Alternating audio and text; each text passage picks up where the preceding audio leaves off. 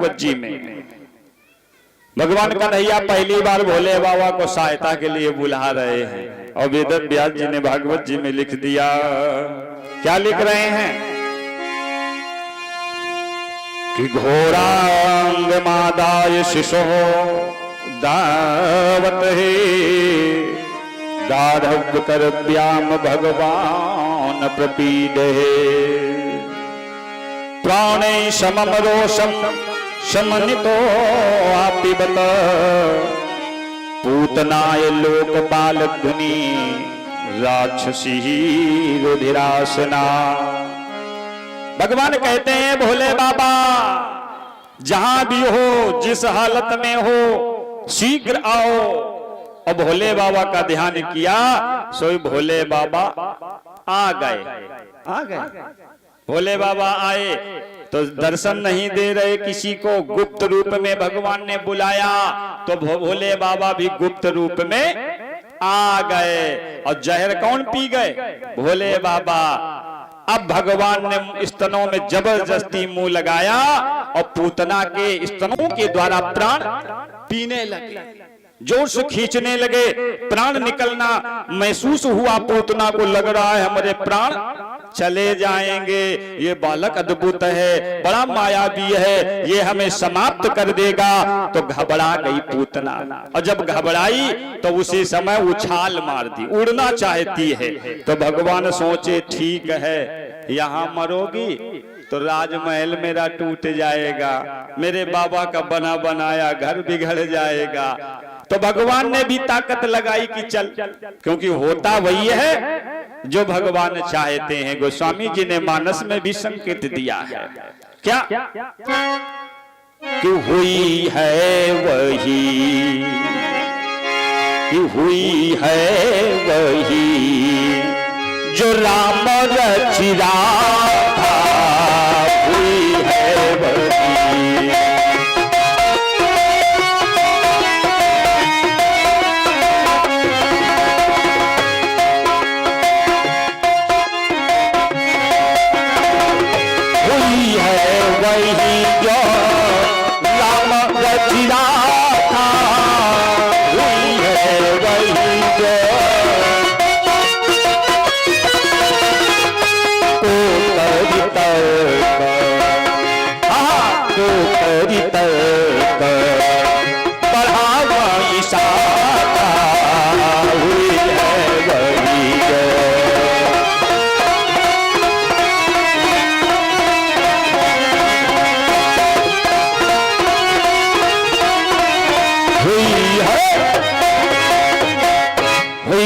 सोई जो राम रचिरा था, को करी तर्क बढ़ा गई साथा।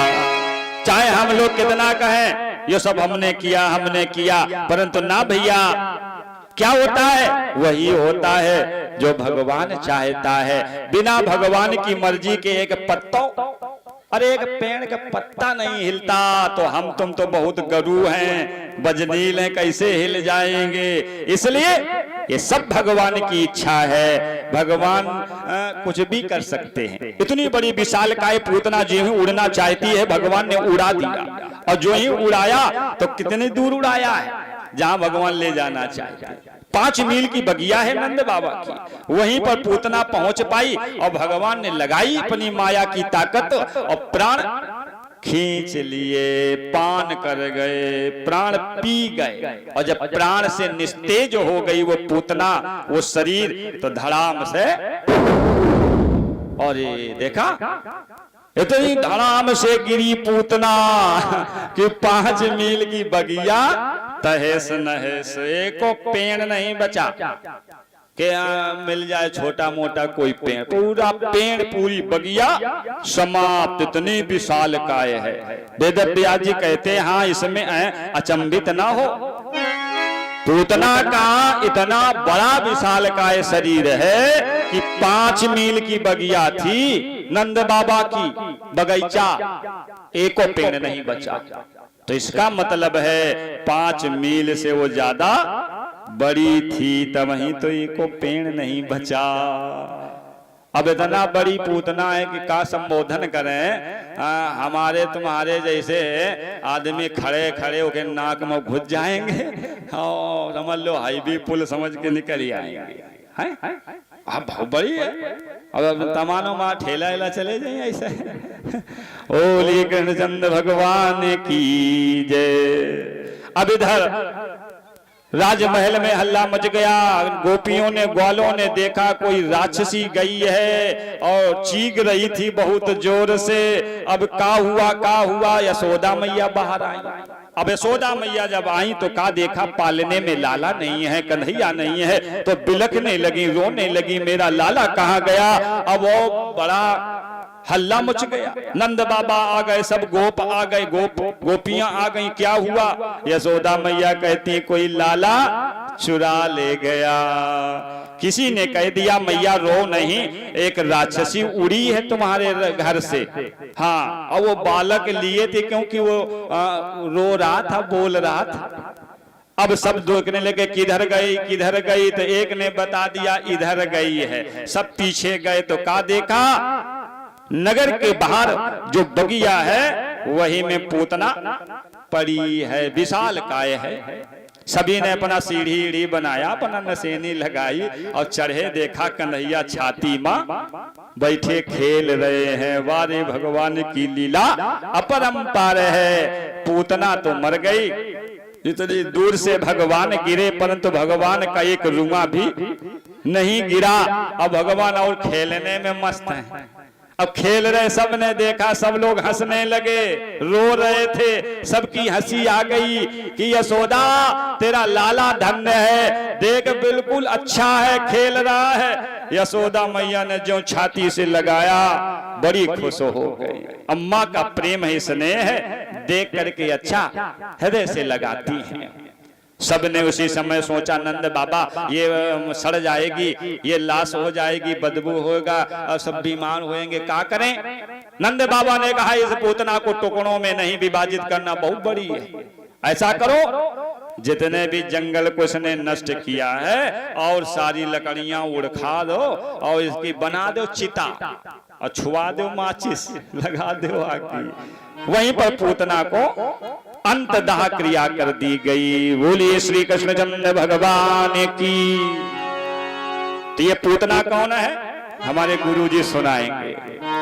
पिछले जन्म की कौन है, इस जन्म में बलदा लेने क्यों भगवान को मारने आई और भगवान ने इसका उद्धार क्यों किया, आगे की कथा हमारे गुरुजी के मुखारबिंद से आप सो लोग सुनना। अपनी वाणी को विराम देते हुए एक बार भगवान नाम संकीर्तन और वाणी विराम। बोले कृष्णचंद्र भगवान की जय। और जिसके हृदय में, और जिसके हृदय में, और जिसके हृदय में राम नाम बंद है, उसको हर घड़ी आनंद ही आनंद है।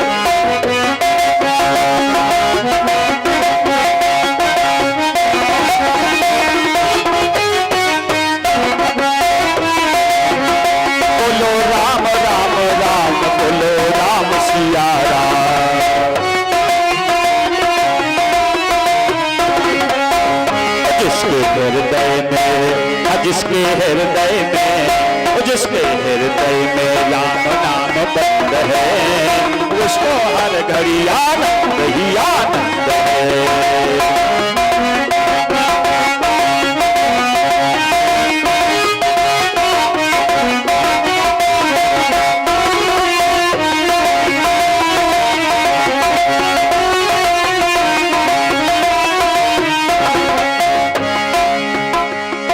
राम का नाम का सहारा और इस दुनिया से कर लो किनारा।